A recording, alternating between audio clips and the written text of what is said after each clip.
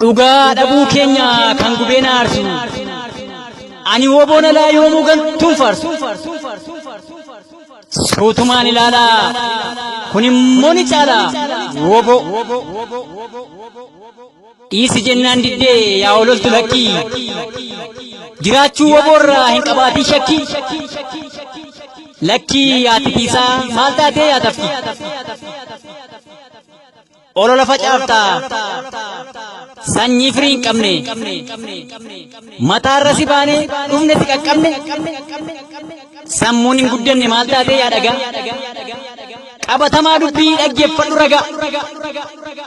sammuun hin guddanne maal taatee yaa dhagaa qabatamaa dubbii dhaggeeffadhu ragaa kan jinniin kabalee yaa farda seexanaa ni dhaabde gaaf tokko olola kee kana anoo ragaan alawaa tokkon dubbadhu mee kana caqasii garaadhaa gubadhu anoo ragaan alawaa tokkon dubbadhu mee kana caqasii garaadhaa gubadhu wobo rakkoo inni keessa jiruu fi akkasumas gabrummaa waggaa 100 ol itti fe'amee jiru gabrummaa jalaa baasuudhaa fi egaa lubbuu keenya kan jijjiirraan qabne uummata Oromootiif guutumaan guututti kennine dirree falmaa jirraa jechuudha. Kanarratti nuti akka waraanaatti wareegama barbaachisu beela, dheebuu, akkasumas bokkaa, dhoqqee, dadhabbii osoo hin jenne halkanii fi guyyaa waardiyyaa dhaabbannee uummata keenya rakkoo inni keessaa jiru keessaa baasuuf yoomiyyuu of duuba kan hin deebinee fi murannoo qabnuun egaa waraanni asitti argamu kun cufti bifa kanaanii kan inni dirree irratti argamu. Kana keessatti nutis akka waraanaatti dirqama nuti qabnu qawwee tokko qabaannee jennaan qawwee tokko kanaan of kennine lubbuu keenya wareegne qawwee lama taasisuudhaan jaallan keenya warra dhibii hidhachiisuu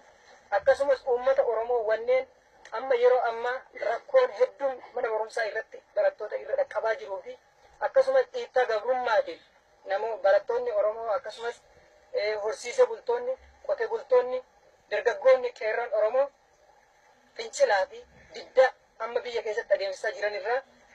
dallananii qabsoo bilisummaa Oromootti makamanii waraana bilisummaa Oromootti makamanii qabsoo gaggeessuudhaaf yeroo adda addaatti dirree falmaa dhufan akka isaan qawwee qabnu kanaan nutis lollee yeroo adda addaatti waraana wayyaanee ajjabne mormasaa irra jenne irraa hiikanne kanaan durallee itti agarsiifne jirra ammas itti agarsiisuuf qophiidha jechuudha. Somni hundee baasee sirratti daraare egaa maal dubbatta kun immoo dharaare akka killee lukkuu taatee ta'ajeessa ergamtuu wayyaanee silaas maal dhageessa kan miidiyaan teessee dhugaatti taphattu ololtuudhaaf gantuun afaan haa qabattu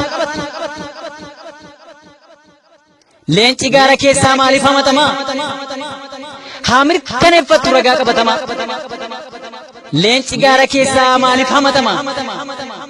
haa mirkaneeffattu ragaa qabatamaa wobo